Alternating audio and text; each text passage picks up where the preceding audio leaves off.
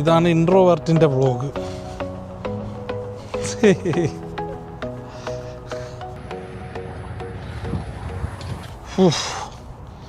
ഇനി നടന്ന് എന്ന് ഇതുപോലെ നടന്നാൽ കുറച്ച് ദിവസം കഴിയുമ്പോൾ മറ്റേ ജോലൈനൊക്കെ വരും.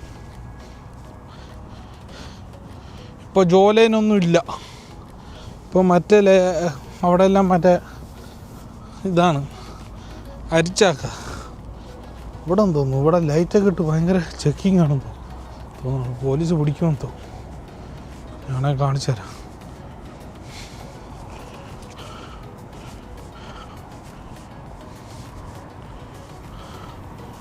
അവരോട് കയറി വന്നാലേ അല്ലല്ല ഇത് ചെക്കിങ് അല്ല, എസ്കോട്ട് കൊടുക്കണേണ്. വലിയ എന്തോ ഒരു സാധനം കൊണ്ടുപോകണം, അതിൻ്റെ എസ്കോട്ട് കൊടുക്കണേ. ഞാൻ വിചാരിച്ചു ചെക്കിങ് ആയിരിക്കും എന്ന് വിചാരിച്ചു. ഇതാണോ ഇൻട്രോവേർട്ടിൻ്റെ ആദ്യത്തെ വ്ളോഗ്? കേരളത്തിലെ ആദ്യത്തെ ഇൻട്രോവേർട്ടിൻ്റെ വ്ളോഗ്. ഞാൻ യഥാർത്ഥത്തിൽ ഇൻട്രോവേർട്ടൊന്നുമല്ല. ഞാൻ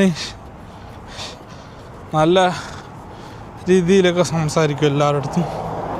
എനിക്ക് പിന്നെ ഒറ്റയ്ക്ക് ഇരിക്കാനൊക്കെ ഇഷ്ടമാണ് ഇടയ്ക്ക്. പിന്നെ ഞാൻ ഒരു സമയത്ത് വാൻ സെയിൽസ് ഒക്കെ ചെയ്തിരുന്നു. അപ്പോൾ എന്നും രാവിലെ ഇറങ്ങി കഴിഞ്ഞാൽ കടകളോളം കയറി ഇറങ്ങലാണ്. ബഹ്റൈനിലായിരുന്നു അപ്പോൾ. പിന്നെ ഇടയ്ക്കിടയ്ക്ക് പിന്നെ എല്ലാ സാഹചര്യങ്ങളിലും ഇൻട്രോവേർട്ടാകണ്ടേ. അങ്ങനെ ഇതാണ് ഗൈസ് എൻ്റെ ആദ്യത്തെ വ്ളോഗ്. എല്ലാവരും ലൈക്ക് കമൻ്റൊക്കെ ചെയ്ത് സബ്സ്ക്രൈബൊക്കെ ചെയ്ത് വിജയിക്കുകയാണെങ്കിൽ ഞാൻ നല്ല നല്ല വ്ളോഗുകളുമായി ഇനിയും വരുന്നതാണ്.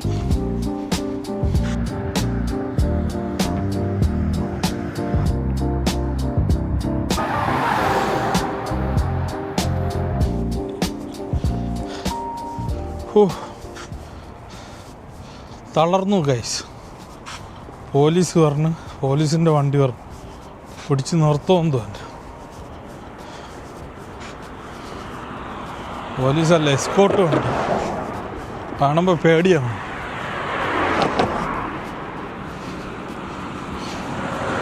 ആ വണ്ടി പോയി.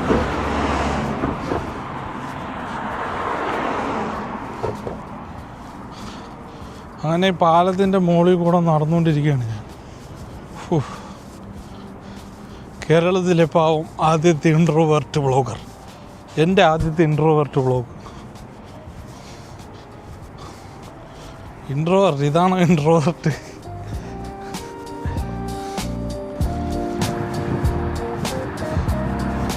എനിക്ക് ഇപ്പോൾ മനസ്സിലായി എന്ത് പറയണമെന്ന് അറിഞ്ഞൂട. അതാണ് വിഷയം. സബ്ജക്റ്റില്ല, വിഷയങ്ങളില്ല എന്ന് തന്നെ പറയണ ഒരേ കാര്യം. ഇപ്പം എനിക്ക് സംസാരിക്കാനൊക്കെ താല്പര്യം രാഷ്ട്രീയ കാര്യങ്ങളാണ്. ഇപ്പോൾ നടക്കാൻ പോകുന്ന ഇറാൻ അമേരിക്ക യുദ്ധം, മോഡിയുടെ കോപ്രായങ്ങൾ, ഇതിനെക്കുറിച്ചൊക്കെ സംസാരിക്കാനാണ് എനിക്ക് താല്പര്യം. പക്ഷേ ഇത് എല്ലാവരും ഇപ്പോൾ ഇതൊക്കെ അല്ലേ സംസാരിക്കണം. പിന്നെ ഒരുപാട് പറഞ്ഞു കഴിഞ്ഞാലും നെഗറ്റീവായി പോകും.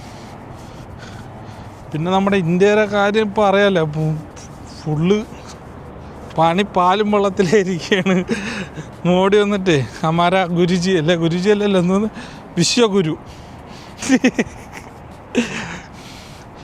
വിശ്വഗുരു കാരണം ഇന്ത്യക്കാർ മൊത്തം തേഞ്ഞിരിക്കുകയാണ്.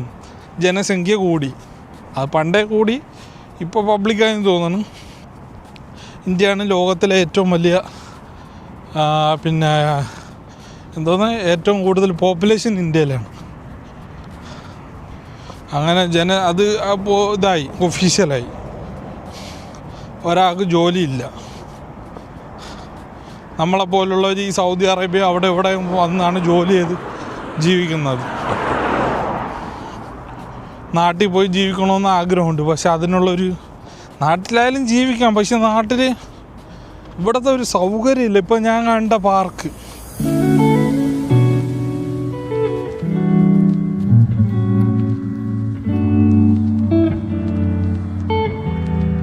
ഞാനിപ്പോൾ പോയി അതുപോലൊരു പാർക്ക് നാട്ടിൽ കാണണമെങ്കിൽ ബാംഗ്ലൂരിലോ ഏതെങ്കിലും ടൗണിൽ പോകണം. ഇവിടെ മുക്കിലും മൂലയിലും ഇതുപോലത്തെ പാർക്കാണ് ജനങ്ങൾ താമസിക്കുന്ന സ്ഥലത്ത്. ക്യാമറ ഒന്ന് കുറച്ചായിട്ട്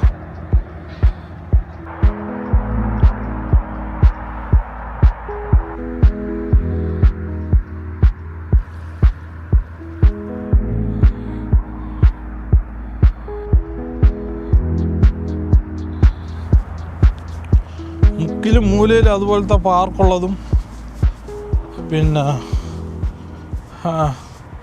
വല്ല ന്യൂഡൽഹിയിലോ ബോംബെയിലോ ബാംഗ്ലൂരിലോ അവിടെ പാർക്കുള്ളതും തമ്മിൽ വ്യത്യാസമില്ലേ? അതാണ് നമ്മുടെ രാജ്യത്തെ ഒരു സാധാരണക്കാരന് നല്ലൊരു ലൈഫില്ല. ഇടയ്ക്ക് ഞാനൊരു വ്ളോഗ് ഹിന്ദു പരന്തു എന്ന് പറഞ്ഞാൽ, എനിക്ക് ഹിന്ദി അറിയാം, അങ്ങനെ ഹിന്ദു പരന്തു എന്ന് പറഞ്ഞിട്ടൊരു ഒരു പോഡ്കാസ്റ്റ് ഉണ്ട്. അതിൽ ഇന്ത്യയെ പറ്റി ആൾക്കാർ ചർച്ച ചെയ്യുന്നുണ്ട്. അപ്പോൾ അതിലൊരാൾ കസാക്കിസ്ഥാനിൽ ബിസിനസ് ചെയ്യുന്ന ഒരാൾ, പുള്ളി കസാക്കിസ്ഥാനിൽ അവിടെ നിന്നാണ് കല്യാണം കഴിച്ചിട്ടുള്ള. ഇയാൾ ലക്നൗവിൽ അവിടെയുള്ള ഒരാളാണ്.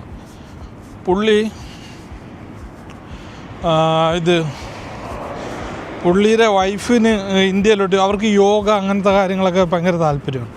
അവരൊരു കസാക്ക് റഷ്യൻ ആ ഒരു ടൈപ്പ് ഒരു സ്ത്രീയാണ്. അങ്ങനെ അവർ കല്യാണം കഴിച്ച് വർഷങ്ങളായിട്ട് അവിടെ താമസിക്കുന്നു, മക്കളായി.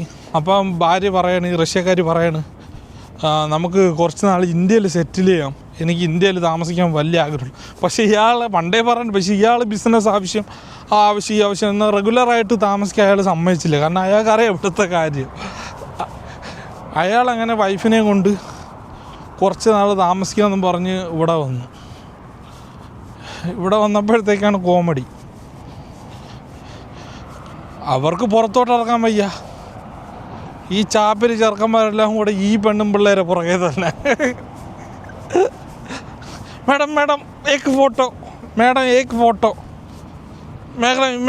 ഫോട്ടോ, അവരാദ്യം ഇതൊക്കെ എന്തെന്ന് അത്ഭുതം. ഇത് അവിടുത്തെ ഒരു സാധാരണക്കാരി ഇവിടെ വന്നപ്പോൾ ലോകം മുഴുവൻ ഇങ്ങനെ ഇളകി ഇങ്ങനെ നടക്കുന്നു. പിന്നെ അവിടെ കയറി പിടിക്കാനും അതിനും ഇതിനും എല്ലാം.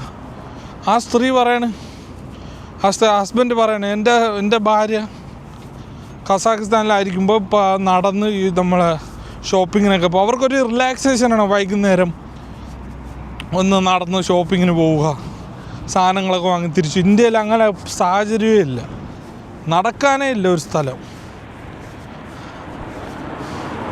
നടക്കാൻ പോയിട്ട് ഒരു വൃത്തിയുള്ള സ്ഥലമില്ല, നടക്കാനൊരു ഫുട്പാത്തില്ല. അങ്ങനെ ഒരു മാസം നിന്നു അവർ വെറുത്ത് ഇനി മേലാൽ ഇന്ത്യയിൽ വരില്ല എന്ന് ഓടിത്തള്ളി. അതാണ് നമ്മുടെ ഇന്ത്യയുടെ കാര്യം. എനിക്ക് നമ്മളെ രാജ്യത്തിനെ പുച്ഛിക്കണതല്ല, സത്യമാണ്. നമ്മുടെ രാജ്യം വെറും അണ്ടർ ഡെവലപ്ഡ്, ഒരു വികസനവും ഇല്ല, ആൾക്കാരെ തലയ്ക്കാത്ത ആൾ താമസവും ഇല്ല. നിങ്ങൾക്ക് പറയാം, നമ്മളെ കുറ്റം പറയണമല്ല, കുറ്റം തന്നെ. പക്ഷെ പറയണ്ട ഇതൊക്കെ. ഞാനിങ്ങനെ ആലോചിക്കും, അതായത് ഞാൻ എപ്പോഴും ഒരു വിക്ടിം മെൻറ്റാലിറ്റി കൊണ്ട് നടക്കാനല്ല പറയണത്. ഞാനിങ്ങനെ ഇടയ്ക്കേ നമ്മളെ പുറകിൽ നിന്ന് ആൾക്കാർ പറഞ്ഞു, അവരെന്തായാലും പോട്ട്. हाँ भाई, वालेकुम अस्सलाम जी, ठीक है भाई. ഉണ്ടാ പാവം, അതിലൊക്കെയാണ് അവിടെ മീൻ പിടിച്ചുകൊണ്ടിരുന്നത്. ഇവിടെ രാത്രി മീൻ പിടിക്കാനൊക്കെ ആൾക്കാർ വന്നുകൊണ്ടിരിക്കുകയാണ് ഈ തണുപ്പത്ത്. നോക്കിയാണ് അവിടെ ഒരാൾ മീൻ പിടിച്ചുകൊണ്ടിരിക്കുന്നത്. എന്താ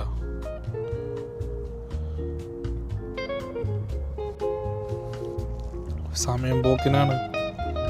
ഇവിടെ സമയം പോകുന്നില്ല, അയാൾ നല്ലൊരു കാര്യമല്ല ചെയ്യണം. മീൻ പിടിച്ച് സമയം പോകണം, കറി വെച്ച് കഴിക്കുകയും ചെയ്യാം.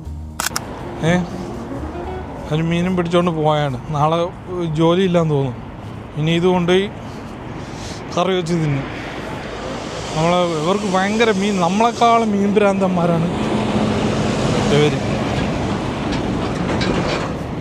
ഭയങ്കര സ്നേഹമാണ് ആൾക്കാർ.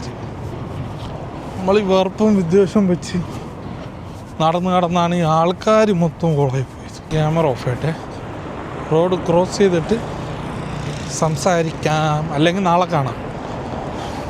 Okay, Tata, bye bye bye bye.